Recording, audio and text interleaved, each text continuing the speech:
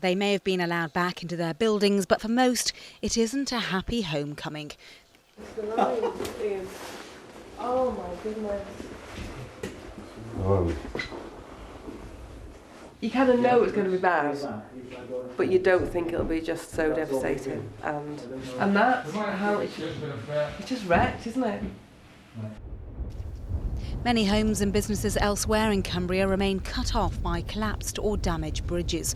Craig Mackey is Chief Constable of Cumbria Police.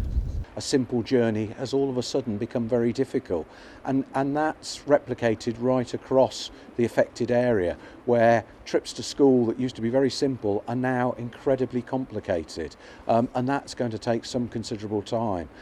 Structural engineers are looking at all of the county's 1,800 bridges. Fears are growing that this one, the Carver Bridge in Workington, is on the brink of being swept away. Because of the inaccessibility, many are having to go to allocated shelters to pick up supplies. Environment Secretary Hilary Benn called for a ministerial meeting this afternoon to discuss more ways to help the flood victims. Gordon Brown has announced emergency funding to help rebuild bridges and roads devastated by the water. Speaking at the CBI conference, he said investment in flood defences is set to reach £800 million by next year. Those who have seen their homes and businesses damaged will be beginning the complicated procedure of assessing the cost of the damage and making an insurance claim. Malcolm Tarling is from the Association of British Insurers. It's too early to say exactly how much the devastation of the last couple of days is going to cost, but we reckon in the region of £100 million insured damage at this stage. It's a lot of money, but it's what insurers expect to have to pay at some stage during the year. The cost to homes and businesses may be high, but not as high as that borne by those who have lost relatives in the storms. PC Bill Barker was swept away as he was rescuing others from floodwaters when the Northside Bridge outside Workington collapsed.